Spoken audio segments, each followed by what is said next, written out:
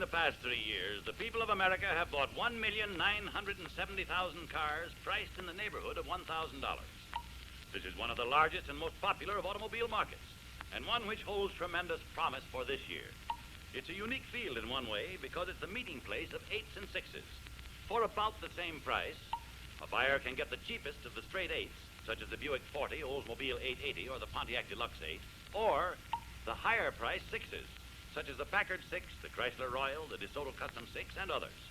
This overlapping of 6s and 8s at about the same price creates a dilemma for the buyer, because most buyers in this field want the extra beauty, roominess, luxury, comfort, safety, and smoothness of performance which usually are associated with 8s. On the other hand, most of these buyers also want the known operating economy, low maintenance costs, and high resale value which go with 6s. Therefore, buyers in this field, old and new, will welcome the news that there's one car and only one which gives them the size and luxury of the finer 8s with the economy of a 6. And that car is the Nash Ambassador 6 for 1939, the finest of the 6s. It's a car that is absolutely unique in value, so much so that it's proving top favorite with thousands of 1939 buyers who truly recognize top value. To prove this greater value, let's compare it point by point with both 6s and 8s in its price class. First, let's compare it for beauty. No one can look at this picture without realizing that here, indeed, is a beautiful car. But more than that, this car has a style value hundreds of dollars above its price because in every respect, it's the exact style counterpart of the luxurious Nash Ambassador 8, the aristocrat of the medium price field.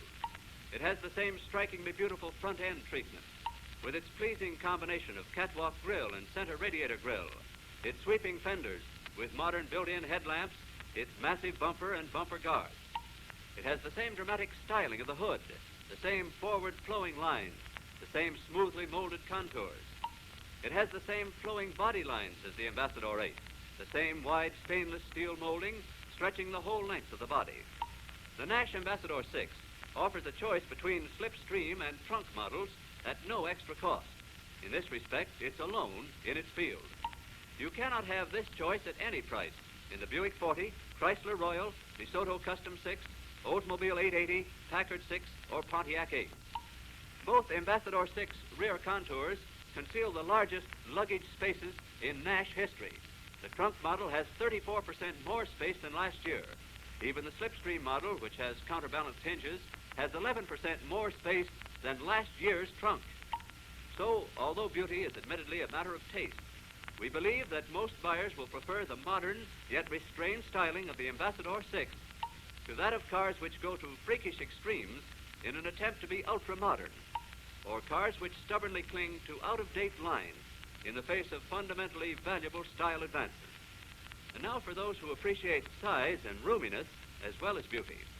The Ambassador 6 boasts a 121-inch wheelbase, an inch longer than any of the supposedly bigger 8s in its price class, such as the Buick, Olds, or Pontiac, 2 inches longer than Chrysler and DeSoto, and only an inch less than Packard. And in the case of the latter, you will see that the Ambassador 6 offers more body room in spite of Packard's inch-longer wheelbase. In overall length, the Ambassador 6 stands absolutely alone in its price class. Let's look at the figures. Nash Ambassador 6, 206 1/4 inches. DeSoto Custom 6, only 202 5/16. Buick 40, only 202. Chrysler Royal 6, only 201 7/16. Oldsmobile 880, only 197. Packard 6, only 196 5/16. Pontiac 8, only 196 1/4. Now, a natural result of greater length is exceptional roominess. Here are roominess and comfort far beyond your expectations in this price class. Let's check the actual figures. Taking the rear compartment first, we find that the Ambassador 6 gives 50 full inches of rear seating width, enough room to seat 3 full-size passengers comfortably. Compared with this, we find that Chrysler, DeSoto, Oldsmobile, and Pontiac are only 48 inches wide, 2 inches less than the Nash. Buick and Packard are even narrower. Now, in elbow width, Nash has 60 3/4 inches, Packard 60 1/4, Buick only 56 1/2, Oldsmobile only 56 1/4, Chrysler only 55 1/2, Pontiac 55 1/2, and DeSoto only 55 1/4. Here again, the Ambassador 6 leads the field, offering up to 5 inches more elbow room than the other cars. As for leg room, the Nash Ambassador 6 is in a class by itself. It offers 5 inches more rear seat leg room than the Buick 40, 6 full inches more than the DeSoto, Oldsmobile 880, Packard 6, and Pontiac 8, and 6.5 inches more than the Chrysler Royal. So in all the vital rear seat measurements that spell comfort, the Ambassador 6 leads the field by a wide margin. Now in the front compartment. Nash has 54 inches of seating width, 55.5 inches of shoulder room, 38 inches of headroom, and 18.75 inches of leg room. Again, the Nash Ambassador 6 has the edge on all its rivals. In fact, the Ambassador 6 interior is exactly the same as the larger, more expensive Ambassador 8 in size and roominess. Now, the next point for comparison is luxury. And here we can say without hesitation that the Ambassador 6 is luxurious beyond the standards of other cars in its price group. For instance, You have only to look around the beautiful interior of the Ambassador 6 to be convinced of its unusual quality, indicated by its burled walnut finish moldings, its attractive die-cast hardware, and the rich, fine-quality upholstery. Under the upholstery are luxurious Marshall-type springs. Then Ambassador 6 buyers may avail themselves at slight extra cost of the most luxurious seating in America. Sponge foam seat cushions.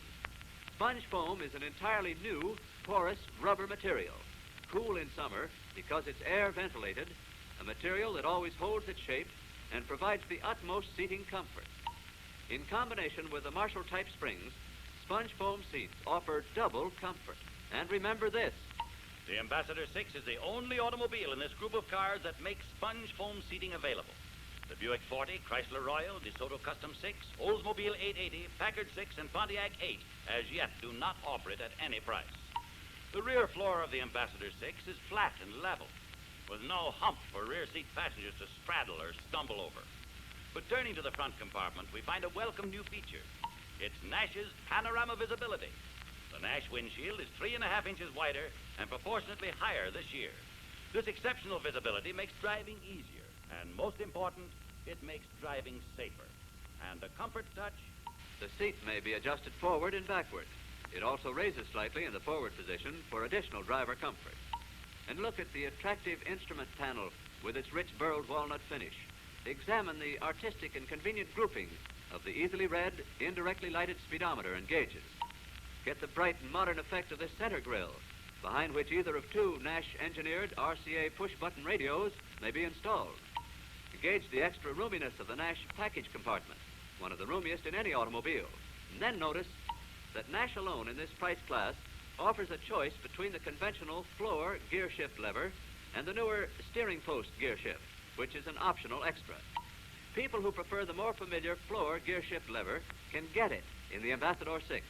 But in all other cars in this price group, you have to take the steering post gear shift. Outward beauty and inward luxury are things which can be seen, measured, or felt. But there are many other Ambassador 6 features which cannot be discovered until you actually ride in this luxurious car. First among these is riding ease. There are 4 good reasons for Nash riding ease, which in combination give you the kind of ride you simply cannot get in other cars in this price class. The first reason is balanced weight. Nash distributes the weight equally between front and rear to eliminate pitching and tossing on rough roads. The second reason is midsection seating. Passengers are cradled between the axles, where the most comfortable ride is provided. The third reason is synchronized springing, a uniform rate of spring action front and rear that gives the Nash a level, controlled ride.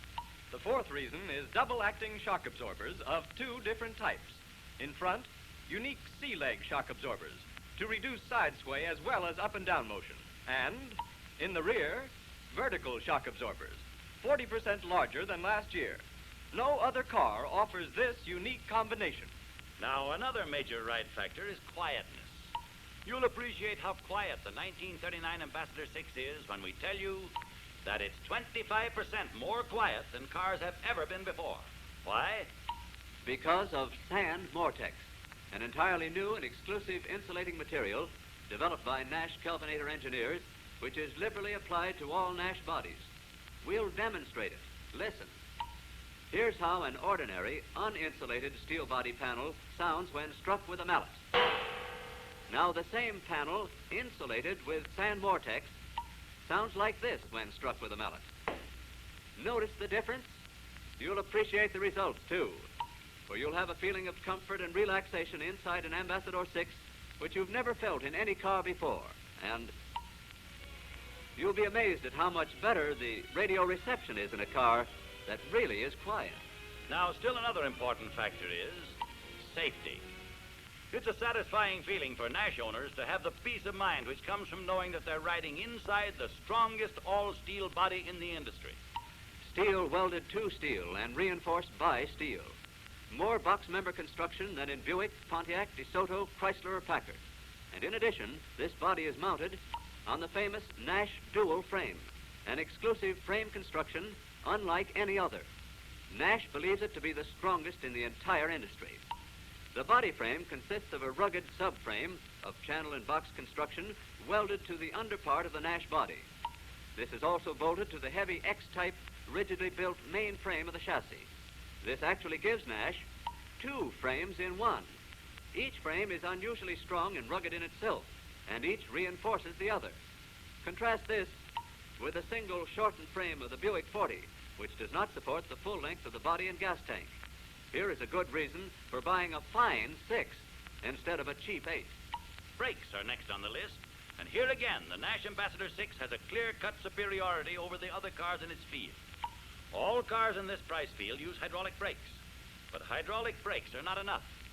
Nash brakes are bigger than other cars, giving longer lining life and fewer adjustments.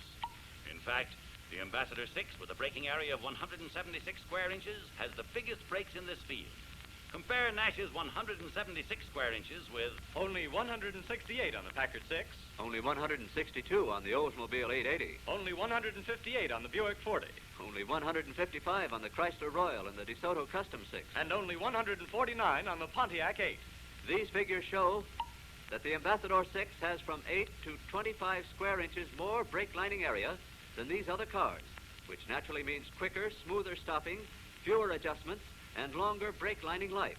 Another extra value feature of the Nash Ambassador 6 is superior ventilation. The Ambassador offers no draft ventilation of the most advanced type. And in addition, Ambassador 6 buyers have the privilege of equipping their cars with an amazing new system of conditioned air for winter driving, one that's offered only by Nash. It's the automatic Weather Eye, Nash's exclusive heating and ventilating system. The system begins with a cowl ventilator. Through this, the motion of the car forces fresh outside air into a compartment where excess moisture from rain or snow is shed. Then air is forced through a filter which cleanses it of dust, soot, grit, and insects, and through a high-efficiency heating unit which warms the air to the exact temperature you have dialed. The heating unit is thermostatically controlled, like a gas or oil furnace in a modern house. Now, here's something important. In most cars, forward motion tends to create a vacuum within the body which draws in cold, unheated air through every body opening. In contrast, the large volume of fresh air entering through the Nash cowl ventilator creates pressure inside the Nash body, which is slightly higher than outside pressure. Thus, used air is constantly being forced out of the Nash. And equally important, deadly carbon monoxide fumes cannot seep into the Nash body because of this higher pressure inside. So you see, the Weather Eye is a revolutionary contribution to both comfort and safety. Now for another exclusive Nash luxury feature, the sleeping car. A unique extra value feature which permits the owner to convert the rear compartment into a 6-foot double bed. The sleeping car is designed for campers, hunters, fishermen, and tourists, or for anyone else who travels. We've seen how the finest of the 6s surpasses all the 8s and 6s in its price class in style, comfort, and safety. In a moment, we'll take a look at the most important part of any car, the engine. The heart of the Ambassador 6 is the famous Nash valve and head power plant. It combines in one engine the power, speed, smoothness, long life, and economical operation which all modern buyers want, and which they cannot get to such a degree in any other 6 or 8-cylinder engine in the Nash Ambassador 6 price class. Now, before we compare with any engines in particular, let's compare with the relative advantages of 6 and 8-cylinder engines in general. Why do some people just assume that an 8 is superior to a 6? Well, for one thing, doesn't an 8 have more power? Not necessarily. The Ford 60 is an 8-cylinder engine, yet it has only 60 horsepower, compared with 105 horsepower in the Nash Ambassador 6. Horsepower depends on total cubic capacity of the engine and efficiency of design, not just on the number of cylinders. Isn't an 8 smoother and more flexible? Perhaps by comparison with some 6s, but the Ambassador 6, because of its balanced 3-point engine mountings, 7-bearing crankshaft, and other refinements, is so smooth and flexible that the average driver, if blindfolded, could not guess whether it had 6 or 8 cylinders. In short, flexibility and smoothness come from quality design, not from the number of cylinders. On the other hand, a 6 has many tangible advantages over an 8. It's more economical, has fewer parts to wear and replace, has a wider market for resale than can be expected for an 8 in this price class. So any buyer who wants economy combined with performance and who looks ahead to high resale value undoubtedly will agree that the real advantages of a 6 outweigh the supposed advantages of an 8. And in the finest of the 6s, the Ambassador 6, the buyer gets truly outstanding engine superiority over other 6s and 8s in this field. What is it that puts the Ambassador 6 engine ahead of other 6s and 8s in its price class? First of all, the Ambassador 6 has the only 6-cylinder engine in the world that combines valve and head design, twin ignition, and monitor-sealed manifolding. Let's see what each of these features means to the motorist. First, valve and head design. Engineers recognize the finer performance which valve and head design gives. Here's the difference. The Ambassador 6 valve and head engine has true downdraft carburation. The fuel mixture travels straight down to the cylinders. Exhaust gases are pushed straight up and out by the return stroke. This makes for most rapid and complete filling and clearing of the combustion chamber, and therefore better performance. L-head engines cannot give true downdraft carburation. The fuel mixture must turn upward to get to the cylinders. It's easy to see why such carburation is less efficient. Now for another valve and head advantage. All of the power of the explosion is directed straight downward on the piston head. The explosion force drives the piston down in the same way that a well-directed hammer blow drives a nail. On the other hand, only part of the explosion force in an L-head cylinder is directed straight downward onto the piston head. It's like hitting a nail slightly off-center with a hammer. So, faster and more complete combustion and more direct use of power are the two major reasons why every major world speed and performance record on land, on sea, and in the air is held by valve and head engines. Costly valve and head design sets the Ambassador 6 engine apart from all the other 6s in its price group, and from the Oldsmobile and Pontiac 8s, which have L-head engines. Only one other car anywhere near the price has a valve and head engine. That car is the Buick 40, the cheapest of the Buicks. But valve and head design is the only major point of resemblance between the two, because the Ambassador 6, alone in the entire field, offers twin ignition, the second vital engine superiority of the Ambassador 6. In the Nash Ambassador 6, 2 spark plugs are used for each cylinder. Now, it's easy to see that with 2 spark plugs firing from opposite sides of the cylinder, fuel combustion takes place more quickly and more completely than in other engines using only 1 spark plug. Notice, too, that the spark plugs of the valve and head Buick, as well as all L-head engines, are off-center.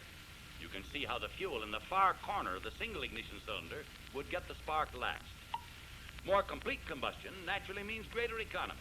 Quicker combustion means smoother, more flexible power.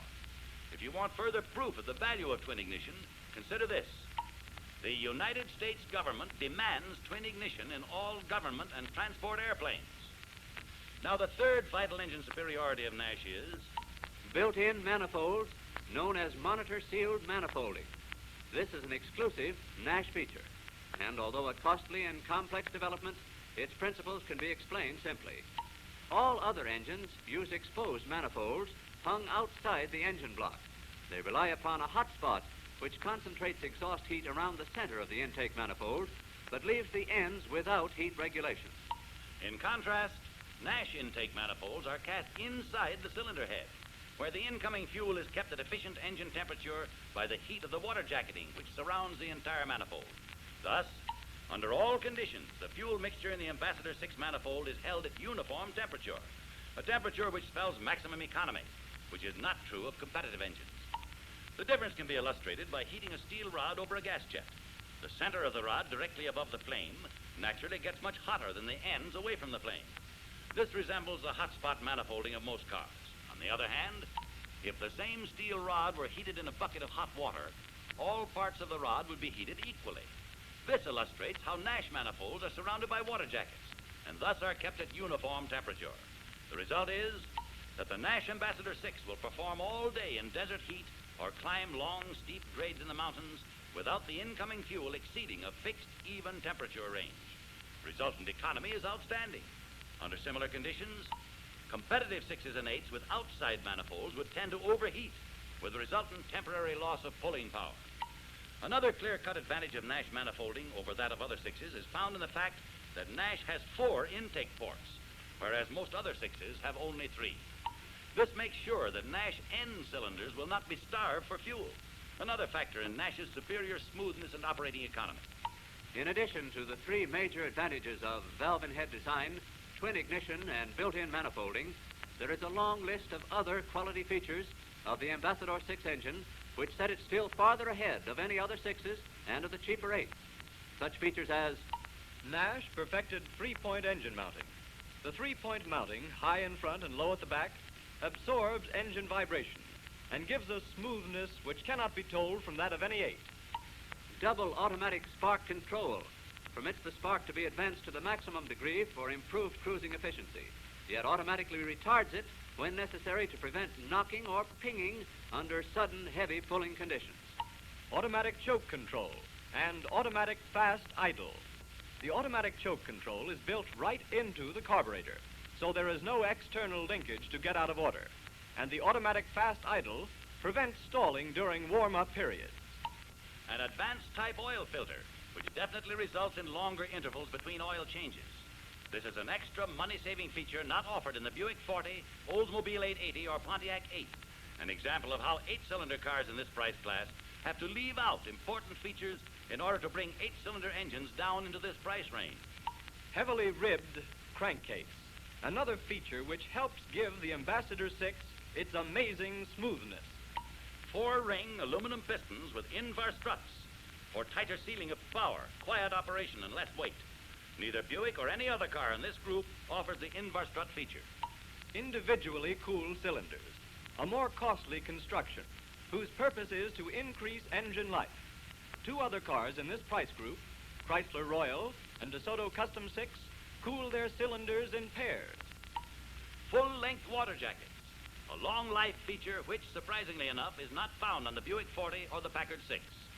Pressure lubrication to all vital engine points, including piston pins. Again, strangely enough, this complete pressure lubrication is not found in the Buick 40, Chrysler Royal, or DeSoto Custom 6. 7-bearing crankshaft. The Ambassador 6 crankshaft is a splendid example of the extra quality which is built into all parts of this finest of 6-cylinder engines to ensure smoother performance, greater economy, and longer life. For instance, look at the bearings. The Ambassador 6 has a total bearing area of 66.34 square inches. Each of the 7 bearings and each square inch of bearing surface contributes its full share to the silky smoothness and long life of the Nash engine. On the other hand, Buick, Oldsmobile, and Pontiac use only 5 main bearings, with a total bearing area ranging from 11 square inches to 15 square inches less than the Nash Ambassador 6. And the Chrysler Royal, DeSoto Custom 6, and Packard 6 use only 4 main bearings, with bearing areas ranging from nearly 7 square inches to over 20 inches less than the Nash. It's easy to see that an engine with all of these features excels in performance, economy, and value. Each feature means motoring value, from valve and head design, twin ignition, built-in manifolding, and all the other advantages, right down to main bearing area. Nash offers them all, but no other car has all of these advantages. In addition, Nash buyers, unlike many others, can equip their cars with the famous Nash cruising gear. A few other cars in this field offer an overdrive at high extra cost, but not all. You cannot get a cruising gear at any price in the Buick 40 or Pontiac Deluxe 8. The Nash cruising gear is an automatic 4th forward speed, which the owner can call into operation at any time when the car gets up to highway speed. What does it do? It reduces the engine revolutions by 30% without decreasing the speed of the car. In fact, the maximum speed of the Nash Ambassador 6 is slightly increased by the cruising gear. It saves engine wear, too. For example, At 60 miles per hour, the engine speed of a Buick 40 is 3,200 revolutions per minute. The engine speed of the Ambassador 6 with cruising gear is only 2,125 revolutions per minute. In other words, the Ambassador 6 at 60 miles per hour turns over at 1,075 fewer engine revolutions a minute than the Buick. Naturally, this means less engine wear and greater gasoline economy. We could go on indefinitely proving that the Nash Ambassador 6 not only is the finest of the sixes, but it also far outranks any built to a price 8 in beauty, size, roominess, comfort, safety, performance, and economy. And speaking of price, it should come as good news to every buyer that in spite of its many quality features, the Nash Ambassador 6 is the second lowest priced car in this field, and by far the lowest priced when you consider dollar for dollar value offered the buyer. Why pay more for other cars that offer so much less in the important things? Wheelbase, legroom, seating width, safety, and long life. Such cars do not offer more value simply because they cost more. Actually, unless you buy the Ambassador 6, you will pay much more, but get less. And in addition to low first cost, you've already seen why the Ambassador 6 costs so little to operate, why you can expect longer life and fewer repairs, and thus save money every mile you drive it. Furthermore, Nash maintains a nationwide service organization. Nash service is available at over 1,800 points located in every important trading center in the United States. And finally, because the Nash Ambassador 6 is built to stand up so long, and because its reputation for economical operation is so high, you can count on it to retain an exceptionally high resale value. Most used cars buyers know that a 6 is more economical than an 8. Moreover, 2 years from now, all cars will have the modern features Nash gives you today, such as headlights in the fenders, harmonious streamlining from front to back, and advanced styling in every detail. So you can buy an Ambassador 6 today with the assurance that its resale value 2 years from now will be high, because it has more of the advanced style details upon which future resale value depends. It will not be outmoded, as will some other car less modern in design that you might purchase this year. We believe that every buyer who really compares the cars in this price group, value by value and advantage by advantage, will be convinced that his best investment lies not in the cheapest of the 8s, not in the conventional but no lower price 6s, but in the finest of the 6s, the Nash Ambassador 6 for 1939. In every factor that really counts, in beauty, size, comfort, performance, safety, economy, high resale value, and low first cost, it's the outstanding value in its field today.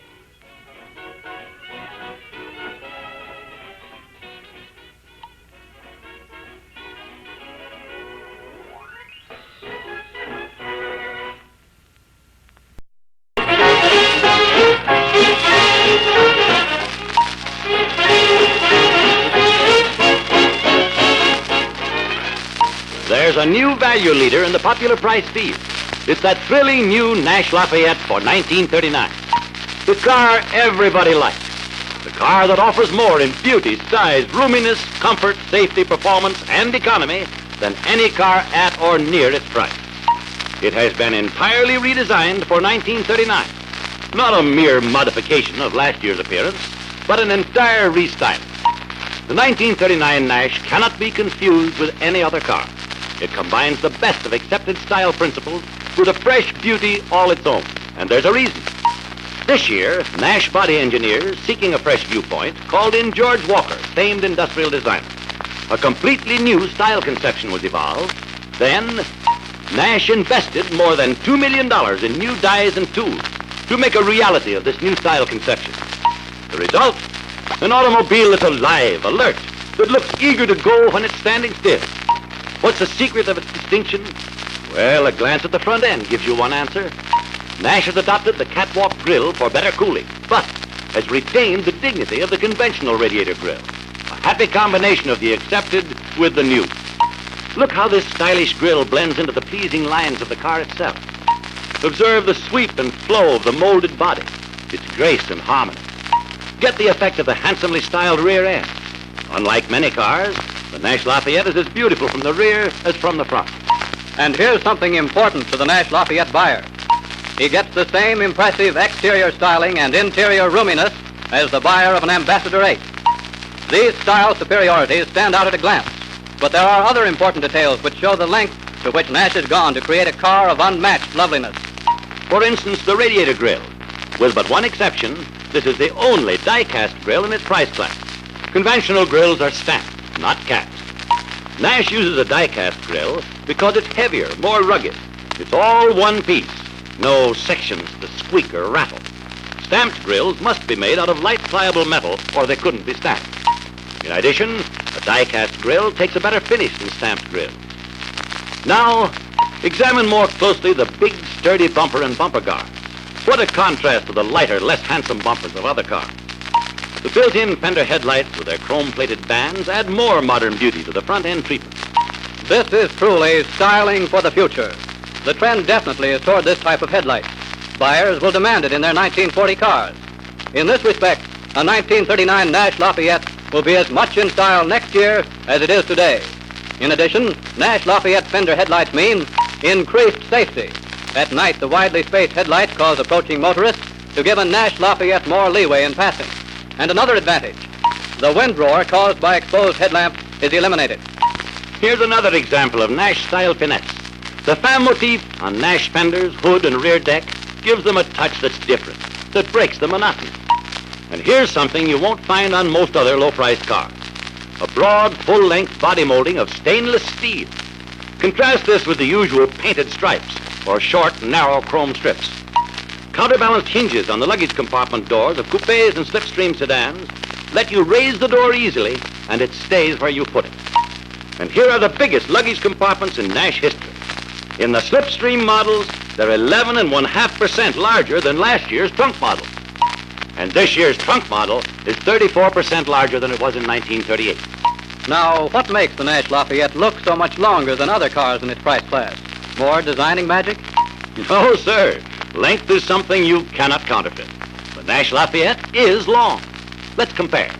Nash Lafayette wheelbase, 117 inches. Pontiac Quality 6, only 115. Oldsmobile 660, only 115. Mercury, only 116. And Nash Lafayette wheelbase is even more striking when compared with the all-three car. Nash Lafayette, 117 inches. Ford 85 Deluxe, only 112. Chevrolet Deluxe, only 112 and a half. Plymouth Deluxe, only 114.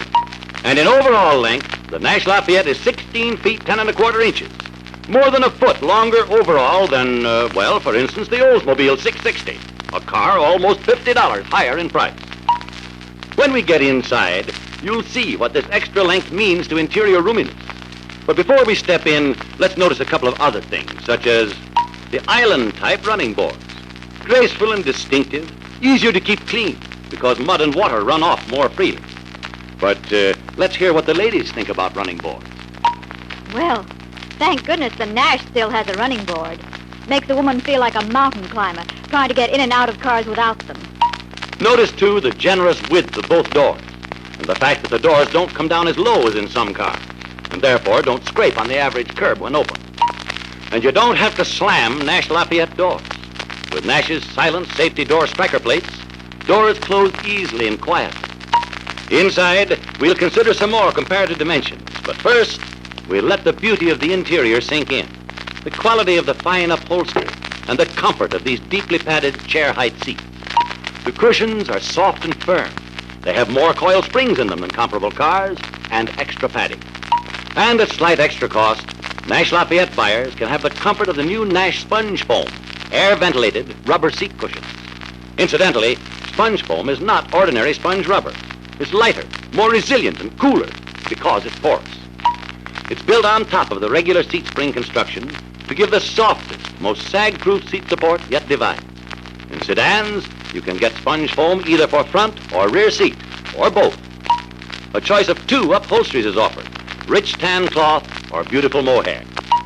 The burled walnut finish moldings and brightly polished hardware are as beautiful as the upholstery. But everyone is impressed with the roominess as well as the beauty of the Nash Lafayette. To see how roomy it really is, let's compare it with other cars that cost more, yet provide less room. First, rear seating width. Nash Lafayette, 50 inches. Dodge Special, only 48 and a quarter. Oldsmobile 660, only 46 and a half. Pontiac Quality 6, only 46 and a half. Mercury, only 49 and a half. Let's compare elbow room. Nash Lafayette, 60 3/4 inches. Dodge, only 55 3/4. Oldsmobile, only 56. Pontiac, only 55 1/4. Mercury, only 57. Let's compare leg room. Nash Lafayette, 26 inches. Dodge, only 20. Oldsmobile, only 22. Pontiac, only 22 3/4. Mercury, only 17. To sum up, Nash Lafayette gives up to 3.5 inches more seating width, up to 5.5 inches more elbow room, and up to 9 inches more leg room than other cars in its price class. And roominess means comfort. Now let's compare Nash Lafayette with the all-three cars. What about seating width? Nash Lafayette, 50 inches. Chevrolet Master Deluxe, only 46.5. Plymouth Deluxe, only 48.5. Ford 85 Deluxe, 50. What about elbow room? Nash Lafayette, 60 3/4 inches. Chevrolet, only 55.5. Plymouth, only 56.5. Ford V8, only 56.5. And what about leg room? Nash Lafayette, 26 inches. Chevrolet, only 23. Plymouth, only 20. Ford, only 20. The Nash Lafayette gives up to 3.5 inches more seating width, up to 5.5 inches more elbow room, and up to 6 inches more leg room than the rear seats of the only slightly less expensive but much less roomy all-three class. And notice that the leg room in the Nash Lafayette rear compartment is all leg room. No tunnel or hump to straddle or stumble over. The hypoid rear axle used in all Nash sedans accounts for that. It gives Nash an almost level floor without sacrificing low center of gravity. But to show just how remarkable Nash legroom really is, let's compare Nash Lafayette with cars costing hundreds of dollars more. And even there, Lafayette gives 5 inches more legroom than the Buick 60, 2 inches more than the Lincoln Zephyr, 6 inches more than the Packard 120. This, we believe you'll agree, is roominess. Now, let's look in the front compartment. First, let's compare front seating width. Nash Lafayette, 54 inches. Dodge Special, 54. Oldsmobile 660, only 49.5. Pontiac Quality 6, only 51. And what about front shoulder room? Nash Lafayette, 55.5 inches. Dodge, only 54. Oldsmobile, only 52. Pontiac, only 52.5. And what about front headroom? Nash Lafayette, 38 inches. Dodge, 39.5. Oldsmobile, only 35.5. Pontiac, only 34 1/4. And front legroom? Nash Lafayette, 18 3/4 inches. Dodge, only 17 1/4. Oldsmobile, only 18. Pontiac, only 17.5. Again, cold figures tell the story. Nash Lafayette gives up to 4.5 inches more seating width, up to 3.5 inches more shoulder room, up to 3.5 inches more headroom, and up to 1.5 inches more leg room than other cars in its price class. All of which means utmost comfort for Nash passengers. As for the lowest price field, we won't run through all the figures again, but we can tell you, and you can check this any way you want to, that the Nash Lafayette gives up to 4 inches more seating width, up to 2.5 inches more shoulder room, up to 2 inches more headroom, and up to 1 3/4 inches more leg room than the cars in the all-three class. And see how much unobstructed floor space the front compartment of the Nash Lafayette offers, especially when equipped with the steering post gear shift. The steering post gear shift is an optional extra. Other manufacturers are saying, take it or leave it on this feature. But Nash gives you your choice. And Nash steering post gear shift is easier to operate due to the ball-bearing mounting of the shift lever and to constant mesh gears in all 4 speeds. No other car in its price class offers such easy shifting. No other car in its price class offers constant mesh gears in all 4 speeds. Look at the attractive instrument panel. Who'd think this is the lowest price Nash car? Look at that large glove and parcel compartment. And at the beautiful built-in radio grill, behind which can be placed either one of 2 Nash-engineered RCA radios with modern push-button tuning. Notice, too, that the panel is inclined at about the same angle to your line of vision as that at which you'd hold a book. See how easy it is to read the instruments at a glance. And look out through that windshield. It is 3.5 inches wider and proportionately higher this year.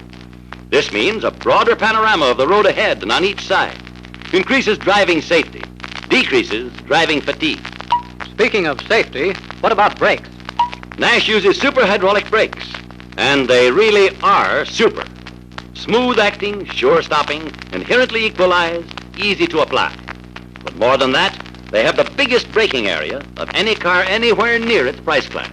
Nash, 168 square inches. Dodge, only 155. Oldsmobile, only 148. Pontiac, only 149. Mercury, only 162. No larger, by the way, than the Ford. And as for the all-three cars, Nash Lafayette, 168 square inches. Chevrolet, only 158. Ford 85, only 162. Plymouth, only 144. other cars have from 6 to 24 square inches less braking lining area than the Nash. And that means for them, more trips to the service station for adjustments and more money spent for relining. The clutch is another Nash Lafayette advantage. Big, sturdy, easy to operate, ventilated to prolong its life. This also prevents a vacuum, which otherwise might draw oil into the clutch. And connected with the clutch is an outstanding feature. The clutch pedal starter. Push the clutch pedal clear down, and the engine starts. What an advantage. No possibility of starting the car in gear. No need to take a hand from the wheel or a foot off the brake to start the Nash engine. A safety feature, too. For in the event that the owner should stall in a dangerous place, one smooth, natural operation depresses the clutch pedal and restarts the engine. Here's another special convenience and safety feature. The combination steering and ignition lock, which minimizes the possibility of theft because it is impossible for anyone to steer the car when locked. But the thing every driver wants is performance. And that's where another real thrill awaits him. So let's take a look at the engine, the heart of any car. First, let's consider horsepower.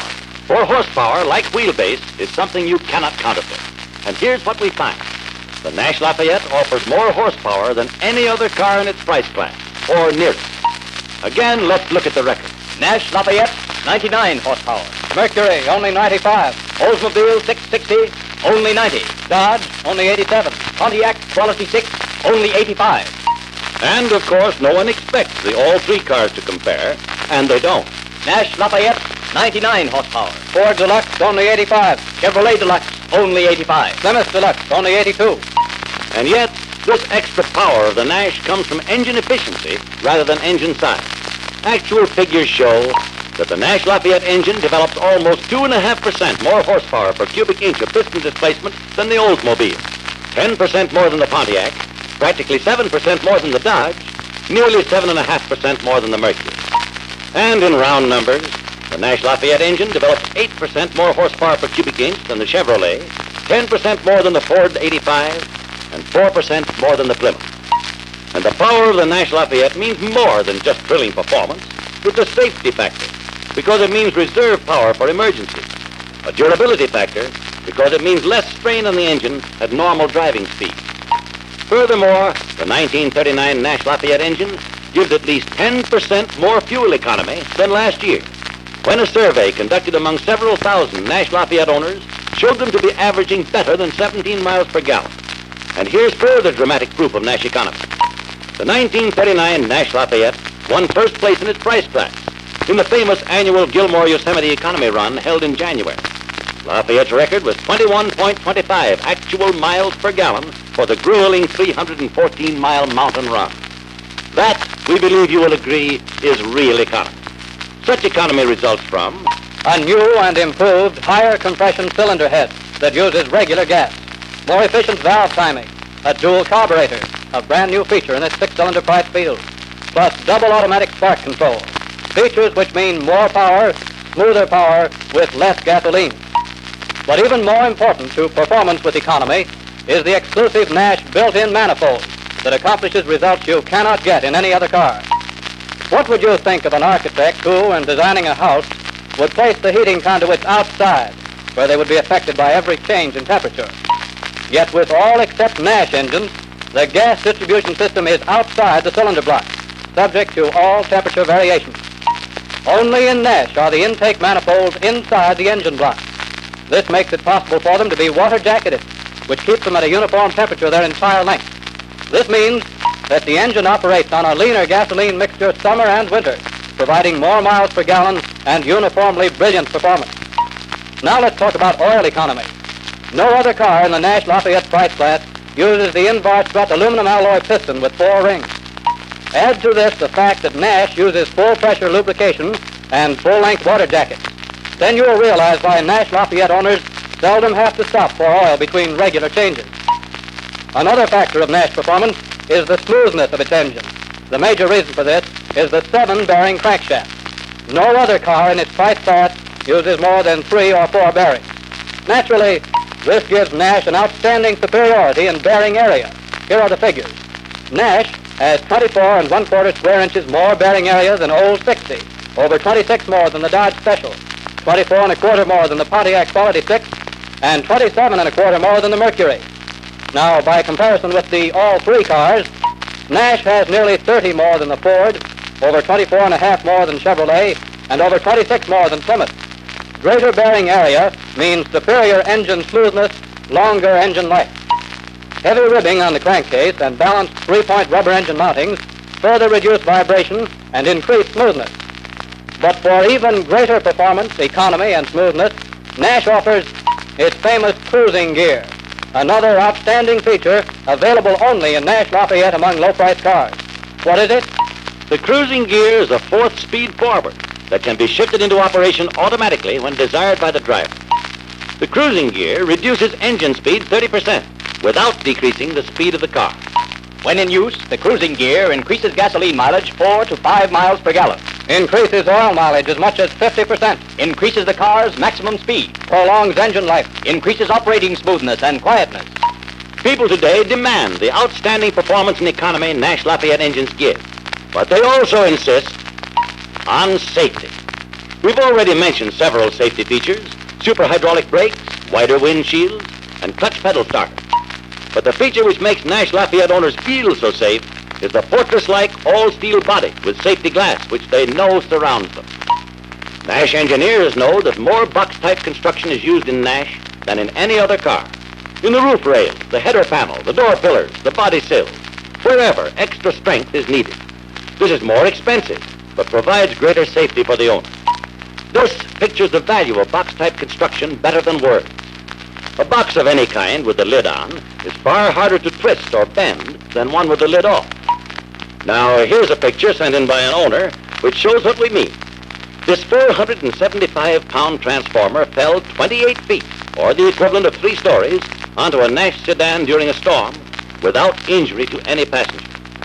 All it did was dent the top. That's strength for you. And under this husky body, there's a dual frame, the only one of its kind, which gives Nash the strongest frame it's possible to build. And, by the way, this kind of body and frame construction, plus longer wheelbase, demand adequate weight. Other manufacturers talk about engineering weight out of their cars. Nash contends that you can't engineer something out that never was in. Now, hand in hand with safety goes comfort. Let's check the reasons why so many people say the Nash Lafayette is the most comfortable car they've ever ridden in. Balanced weight. Equal weight distribution on front and rear axles. Eliminates pitching and tossing on rough roads. Midsection seating. Passengers are cradled between the axles, not over them where the bumps are felt most. Synchronized springing. Uniform rate of spring action, both front and rear. Both ends of the car react alike to a bump. This cuts out backseat pitching. Super hydraulic shock absorbers. Double-acting C-leg shock absorbers on the front wheels because there, this kind is more effective. And 40% larger double-acting vertical shock absorbers on the rear wheels, where bumps are even harder and even more shock must be absorbed. And finally, because quietness is part of comfort, Nash provides Sand Mortex insulation, an entirely new insulating material which makes Nash Lafayette bodies 25% more quiet. We'll show you the difference. For instance, that's how an uninsulated panel sounds when hit with a mallet. Now the same panel with Sand Mortex insulation sounds like this. Hear the difference? And you'll notice the difference, although you won't hear it every mile you drive. One thing you'll observe particularly is the ease with which you can hear your radio even at high speeds. And now, the greatest comfort and safety feature ever offered, available in no other automobile, regardless of price. The feature which literally gives you June weather in January, which permits you to dial in the kind of weather you want just as you dial in your favorite radio program. What is it? The automatic Weather Eye, the Nash exclusive heating and ventilating system. Weather Eye conditioned air begins with the extra-large cowl ventilator. Through this ventilator, the motion of the car forces fresh outside air into a compartment where excess moisture from rain or snow is shed. Then the air is forced through a filter which cleanses it of dust, soot, and grit, and through a high-efficiency heating unit which warms the air to the exact temperature you've chosen. The air is then circulated under slight pressure, without draft, to every part of the car. The air is in constant circulation. There's no breathing of stale air over and over again. Back seat passengers get the same warmth as those in front. How do you choose the temperature you want? Very easy. By setting this dial at the point you want. Weather Eye Magic does the rest. For the heating unit is thermostatically controlled, like a gas or oil furnace in a modern home. The temperature inside the car is kept at a constant level automatically, no matter what the temperature outside. The standard Weather Eye provides adequate defrosting for all normal conditions, and a special defroster is available for regions where the winter cold is extreme. Now, here's something that is vitally important. Forward motion tends to create a partial vacuum in most cars. Since nature abhors a vacuum, cold, unheated air is sucked in through every body opening, creating chilling drafts which make it impossible to heat the car evenly. In contrast, because of the large volume of fresh air entering through the cowl ventilator, pressure is created inside the Nash body, which is slightly higher than the outside pressure. The result is that used air is constantly being forced out of the Nash. That's what makes smoke disappear like magic, makes Weather Eye ventilation entirely different from all other methods. And it's draft-proof. But listen to this. The higher inside pressure means that dangerous carbon monoxide and other fumes simply cannot seep into the car from engine or exhaust. Haven't you, when driving in closed cars in winter, often been afflicted by an unaccountable headache or drowsiness? Haven't you heard of drivers mysteriously going to sleep at the wheel with a serious accident as a result? The cause is often the fact that the low air pressure inside has allowed deadly carbon monoxide and other fumes to seep into the car. This cannot happen with the Weather Eye, because pressure inside the Nash is greater than outside. And here's proof. This chart shows the results of an impartial test conducted by independent safety engineers using accurate measuring devices. See how free of carbon monoxide a Nash Lafayette is when equipped with Weather Eye, which proves that the Weather Eye offers more than comfort. It also is a vital safety and health factor. And now for another exclusive feature, the Nash sleeping car, available as an optional extra for tourists, hunters, and campers. Those who have this feature can turn the rear compartment of their Nash Lafayettes into a deluxe sleeping compartment in a few minutes. Get hotel bed comfort without having to pay for it. The standard package consists of a comfortable 3-section hair-filled mattress and a folding canvas platform. The deluxe package is the same, except that an inflatable air mattress is provided. On this mattress, you're literally sleeping on air. And remember, the buyer must buy Nash if he wants this money-saving, pleasure-heightening contribution to modern motoring. In addition to all its exclusive features and quality, Nash has nationwide service facilities. There is a Nash dealership service department in virtually every important trading center. And high resale value is something else to which Nash Lafayette buyers can look forward with confidence. With its advanced styling, high quality, and exclusive features, this car is going to retain a big percentage of its original value. And speaking of original value, look at the price. $840 delivered at the factory.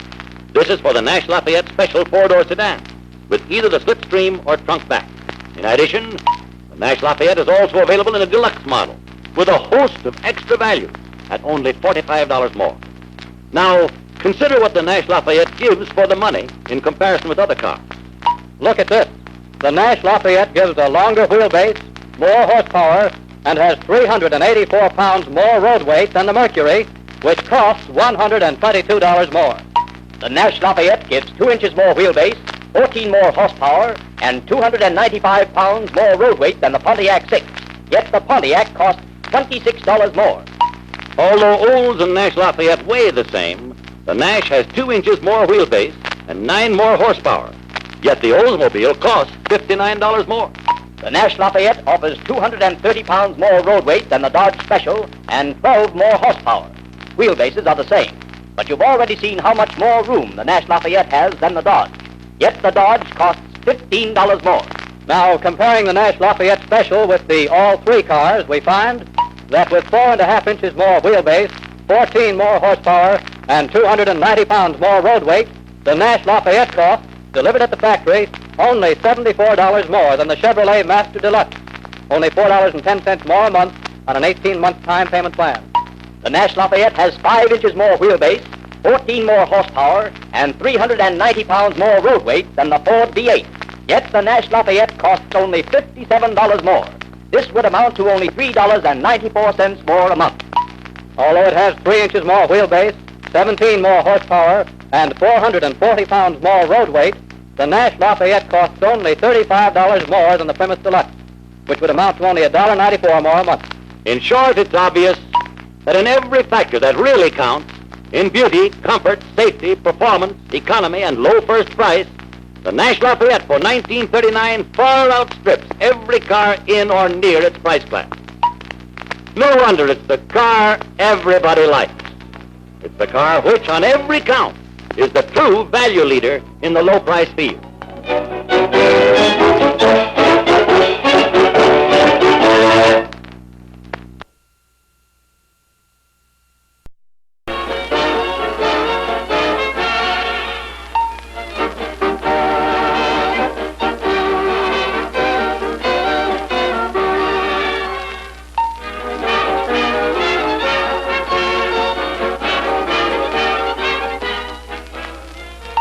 All right, Gene, all right. It's a swell act you're putting on, and I get the idea perfectly. Why, Dave, what do you mean? You know what I mean. All week you've been leaving booklets about the World's Fair around where I could see them. Now, you couldn't possibly be hinting, could you? For instance, that the World's Fair would be a good place to go on our vacation? Why, Dave, what a perfectly darling idea. Of course, I've heard so much about it, and I do think people ought to make an effort to keep up with the times, and, well, it wouldn't cost very much. But I never dreamed you were planning on going. Hey, wait a minute. Well, of course, we mustn't wait too long to start making our plans because there'll be so many things to think of. For instance, there are 2 ways to go. No. No. No what? No dough. Therefore, no go. In other words, no World's Fair. Oh. Well, anyway. Now, look, honey. We need a new car. I need it for business. New cars cost money. So if I spend all our money for a car, how, my little chickadee, are we going to get to the fair? Oh, in the new car. Why, Dave, that's wonderful. You do think of everything. Oh, cut it, Gene. I'm serious. We can't possibly afford it. I wish we could, but we can't. Okay, Dave. I'll forget it. I wouldn't bet on that. Anyhow, a trip like that's no vacation for a salesman. I have to drive miles every day. Well, it'd be a change driving through a different part of the country. Yeah, if I were a hod carrier, I suppose it would be a change to carry a load of cement on Sunday instead of bricks. Maybe they used to call them pleasure cars, but an automobile is just part of my working equipment now. My idea of a vacation is to get away from cars and from hard hotel beds and hot, stuffy rooms. Oh, well, it was just an idea. Anyhow, it's time I hit the hay. I've got to be up at 3. I know the fishing season opens tomorrow, but do you have to serve breakfast to the fish? Say, you've heard George Martin crowing all year about the fish he caught first day of last season. Have I? I could give a cast-by-cast and strike-by-strike account of that affair from memory. Well, he and I fish the same stream, and those fish bite early in the morning. Last year, he got there early, and I didn't, so all I got was wet feet and sunburn. Well, it'll be different this year. Tomorrow night, you'll be cooking a mess of the best trout you ever tasted. Uh-huh. I hope.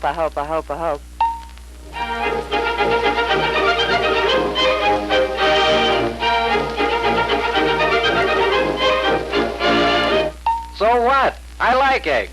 I love them. But, honey, you said you'd bring back... Yeah, sure. But how should I know that Martin was going to sleep in his car right by the stream? He got a string of fish as long as my arm. And all I got was a chance to hear how he caught them. So I like eggs. Goodness, he's crazier about fishing than you are, sleeping in the car. Not so crazy. He's got a new Nash with a bed right in the car. Oh, I saw one of them in a dealer's window the other day. They're cute. Say, those are good-sized beds, aren't they? They have to be for Martin. He's a 6-footer. Why? Dave, why don't we look at the new Nash? It's a good car, isn't it? Why, yes, it's a swell car, but...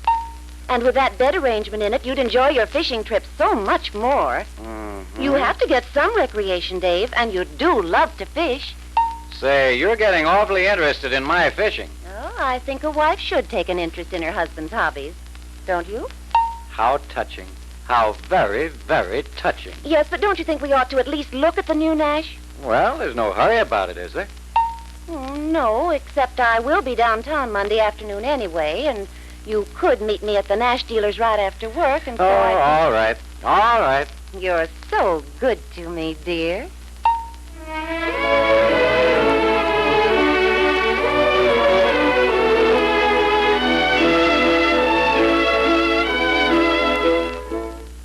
good stunt, all right, but how do you set up the bed? Let me show you how simple it is on this car over here. First, we raise the trunk lid like this and take out the bed equipment. Now we can make up the bed from inside the car. You see, the back of the rear seat is hinged, so we just raise it and the stay braces hold it up.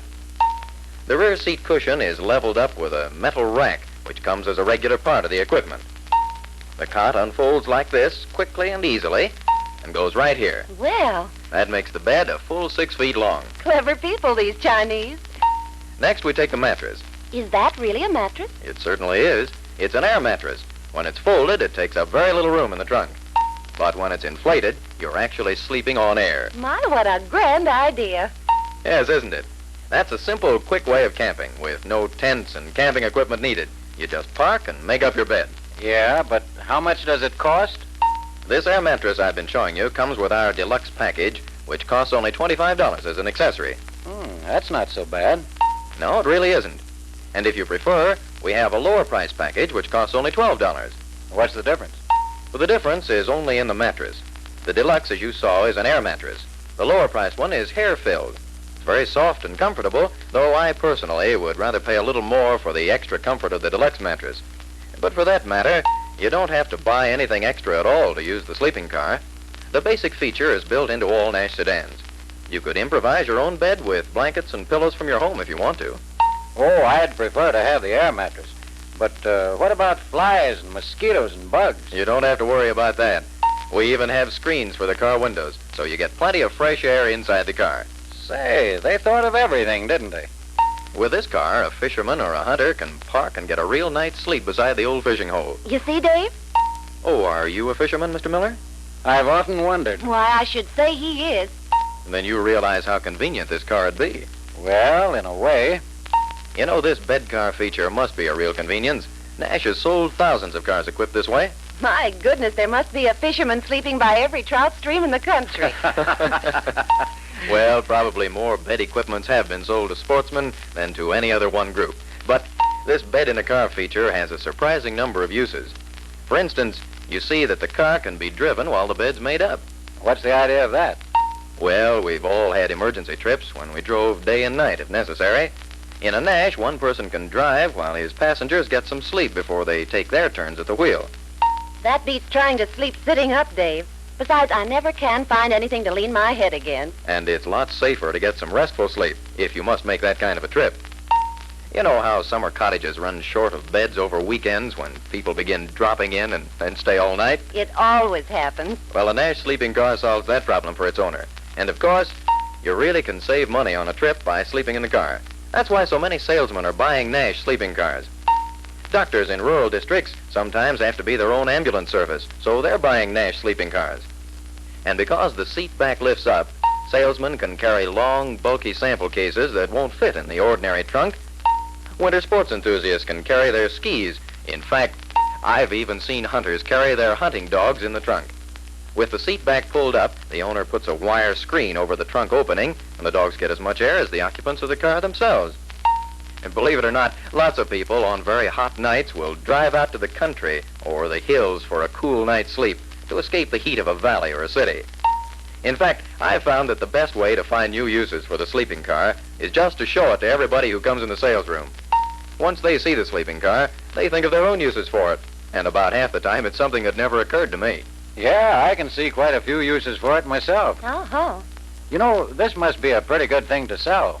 It is, especially this year with 2 big fairs going on in San Francisco and New York. If you folks are going, you'll save a lot of money with the bed car feature, and the fun of camping out in comfort will be as much to remember as the fair itself. Yes, wouldn't it be fun? It certainly would. And so inexpensive. We're not going to the fair. Oh, But, say, isn't this the car that has the weather eye? yes, that's another exclusive Nash feature. You see, Mrs. Miller, in a Nash,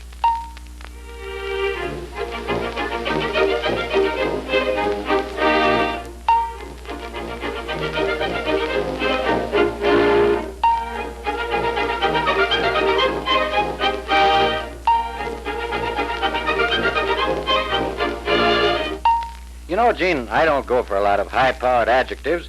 I guess Nash doesn't either. How's that? Well, in this book, they go over the whole car and show you just why they build it differently from other cars. How do they build it? Good? Well, they seem to be in favor of it. And for my money, it's the best and most complete car we could get for anywhere near the price. Then, too, it has features that no other cars offer at any price. And isn't it a beauty? You know, I'm crazy about a Nash, Dave. I like the way it took those bumps and sailed up the river hill. And then when you think of that sleeping car arrangement and that weather eye... Hey, Dave, do you think there's any sense in looking further? Well, Jean, it looks to me as if we couldn't help ourselves. We've wanted every Nash feature we've seen. And by buying a Nash is the only way we can get them. Oh, Dave, I can hardly wait till we get it. Well, I'll admit I'm kind of anxious for the first fishing trip in it. Remember what you said about the days of the pleasure car being gone? Well, they were. Nash just crossed me up and brought 'em back again. This booklet tells all about some swell fishing spots. Oh, I'll be able to find plenty myself. And then there's this map I worked up. Let's see it. Yeah, Kingman's Lake. Oh, that's famous. And I hear all these streams near... Hey, but say, isn't it queer? All these swell fishing spots you found for me are on the way to the World's Fair. Why, so they are. I see. You're going to get to that fair even if I have to fish our way there. Wouldn't you just hate that? Oh, gosh, Jean, if we only could. Let's try to figure it out, Dave. You know, we'll have to pay lots less for a Nash than we thought we'd have to spend for a car like that. Yeah, that's true enough. We can save at least $50 there. And you checked up on gas consumption of the Nash and the amount of oil it uses. Remember, you're going to be saving money on that all through the year. Oh, now stop it. You're making me feel wealthy. And we'll save lots of money on any trip by sleeping in the car most of the time. Right beside those trout streams you've never fished before. Hey, wait a minute. Let's get these Nash savings down on paper, in dollars and cents. Here's a pencil. By golly, Jean, we can do it, can't we? Of course we can. Oh, darling, we're really going. Nothing else but... My hero. Who, me? Yes, Dave, I knew you'd find a way.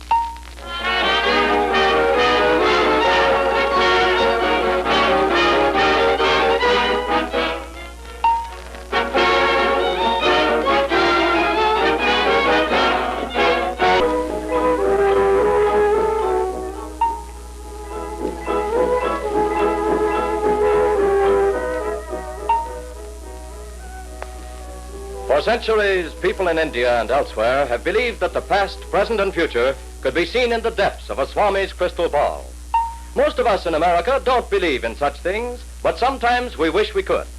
Here's a man, for instance, who would find a means of foretelling the future of very great help to him in coming to an important decision. Who is he? He's a typical American automobile buyer of today, a man who considers an automobile investment from every angle, and who, therefore, like thousands of others, is naturally attracted to the outstanding values of the new Nash. He's impressed by its dramatic modern styling and its enduring good taste. He has convinced himself of its interior luxury, its comfort, safety, performance, and operating economy. He realizes the value to him of the many exclusive features which set Nash entirely apart from other cars. He knows that for more than 23 years, the Nash reputation for fine engineering, durable quality, and long-range economy has stood unchallenged in the industry.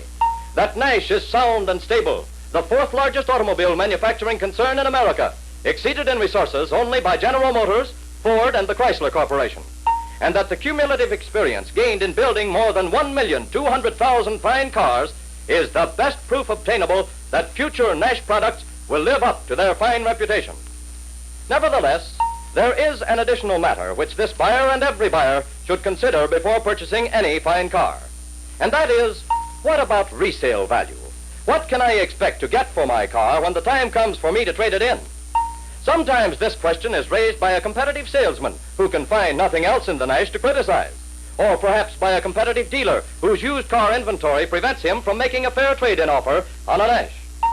As far as the past is concerned, impartial statistics show that Nash cars always have stood abreast or ahead of other cars in actual resale value. Here's proof of this statement, as taken from the used car guidebooks used generally by dealers throughout the country. The book on the left is issued by the National Automobile Dealers Association. The other is the well-known Blue Book, both books being the accepted standards in the industry on used car values. In the group made up of 1938 model low-priced cars, the NADA guidebook shows a group average of $590. In this case, the Lafayette is quoted at $610, $20 higher than the group average. Using the Blue Book figures for the same group of cars, we find that the group average is $590. This time, the Lafayette is quoted at $598, $8 higher than the average for the group. Now let's take another Nash model and another year. In the Ambassador 6 price group for 1936 models, the group average, as quoted in the Blue Book, is $455. The Ambassador 6 is quoted at exactly the same. Again, let's take another Nash model and another year. In the Ambassador 8 group for 1937 models, the average as quoted in the Blue Book is $642. But the Ambassador 8 is quoted at $655, $13 higher than the group average. In short, all Nash models equal or surpass the group average in resale value. But of course, the present-day buyer is interested in the future, not in the past. He wants to know what the resale value of the car he buys will be several years from now. No one can tell exactly, but you don't need a crystal globe to look ahead and see a promising future for a car which is as outstanding in the present as the new Nash.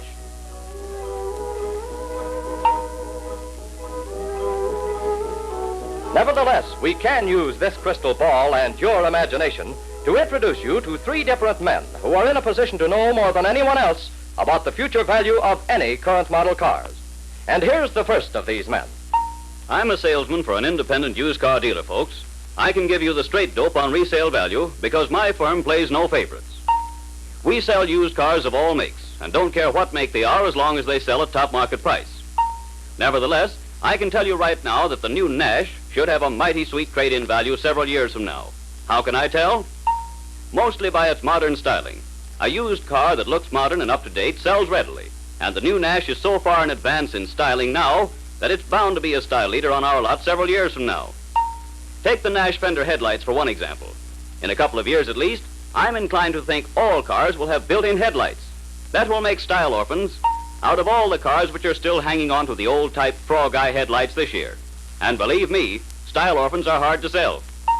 Then, I want to point out the Nash slipstream treatment.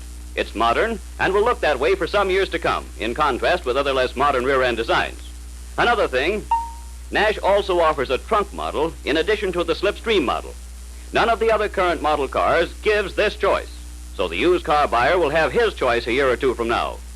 Speaking of trunks, compare the Nash trunk lines with trunk models of other makes. The Nash trunk blends right into the other lines of the car. The awkward bulging lines of the trunks of other cars make them look as if they were stuck on instead of built in. Now, you may think style is purely a matter of opinion, but that's not so from the standpoint of resale value. Modern styling is a definite asset in resale. For instance, some years ago we had quite a problem moving used cars with straight windshields after people realized that a sloping windshield is one mark of a modern car. Then there were the soft-top cars that lingered on after most of the industry had changed to steel tops. And remember when they changed from straight box-type rear ends to sloping ones? Say, the resale value of those piano box numbers went down like a shot. So the modern styling of the new Nash is one factor contributing to high resale value. And that's not all. Look at Nash's reputation for economy. You know, the Nash Lafayette won the Gilmore Yosemite Economy Run for cars in its class just last January. Here are two reasons why Nash is economical. Built-in manifolding, which gives quicker warm-up and saves gas, and which other cars don't have. The optional cruising gear, which cuts down engine revolutions when on the highway. These features, you see, will give the second owner of a Nash the same economy characteristics that the first owner received. So a used car that has the edge in styling and an outstanding reputation for economical operation is the kind a dealer can make a real allowance on to the original owner. Thank you, Mr. Used Car Salesman.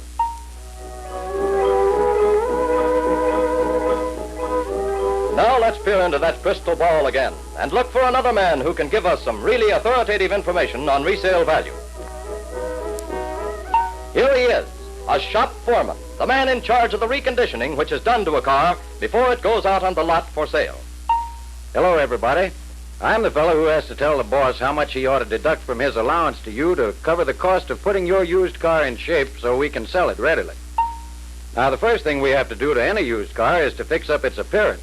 And believe me, right there is where you're lucky if you bought a Nash. In 9 cases out of 10, all you have to do is to wash and polish up a Nash and the finish is just as bright and glossy as it was the day you bought it. There are two reasons for that I happen to know of. Lots of car finishes are just the conventional lacquer. They're sprayed on and then dried. When they lose their luster, it's gone. Well, that's not the case with Nash. In the first place, Nash has an enamel finish that retains its luster. In the second place, the enamel is baked on for permanence.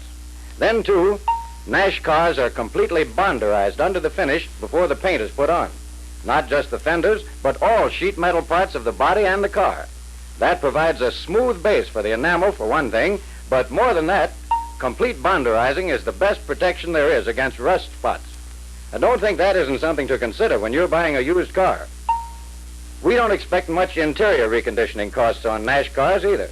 That Nash upholstery, carpeting, and hardware really wears. Usually a good cleaning is all that's needed. Mechanically, we never expect to find much wrong with a Nash because we know they're built to stand up. Just for instance, Nash cylinder blocks and cylinder heads are made out of some kind of extra hard alloy iron that never seems to wear at all. So we don't have to worry about valve or cylinder wear unless the car has seen a lot more than normal mileage. Many other cars use much softer and, I suppose, much cheaper blocks and cylinder heads. Well, we get used to expecting valve grinding, cylinder reboring, and other major repair jobs in conditioning those cars. And these costs must be deducted from the trade-in allowance. Then Nash uses aluminum pistons with in-bar struts and 4 rings, probably the finest in the industry. Must cost the company a lot, but boy, they're worth it to the owner. Here are some more features that save reconditioning cost. We know Nash has had full-pressure lubrication for years, including even the piston pins. It also has individually cooled cylinders and full-length water jackets. Lots of cars still don't have these features. As for the crankshaft and main bearings, the fact that Nash cars use 7 to 9 main bearings compared with 3 to 5 main bearings in other cars in their price classes tells a mechanic plenty about what to expect in long bearing life. I've also noticed that Nash brakes last longer and need relining less often. That's because they're bigger than other cars. So we seldom have to deduct a brake reline from the trade-in on a Nash. The unusual frame construction of the Nash is another double-barreled advantage. The Nash frame and underbody are so strong and well-built that we almost never have to touch them. You just don't have as many squeaks and rattles as you get in most other cars.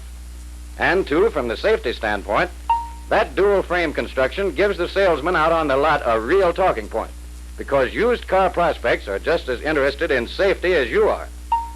There are lots of other examples I could give you which would further prove Nash's durability.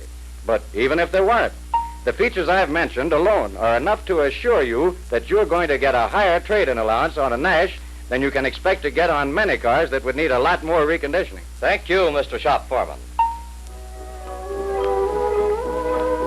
Now we're going to ask our crystal globe to introduce us to the man who, in the last analysis, really determines resale value. Here he is. And who is he? I'm the man who's going to be in the market for a good used car about the time you're ready to trade your 1939 car in. Right now, my mouth is watering for one of those new 1939 Nashes. Boy, what I wouldn't give if I had the money to own one of those babies right now. Take this Nash insulation. Sand Mortex, I believe they call it. Maybe you think that isn't going to interest a smart used car buyer.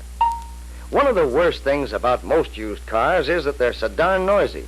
Well, if half of what they say about Sand Mortex is true, the 1939 Nashes are going to be the quietest cars on the used car lot a few years from now.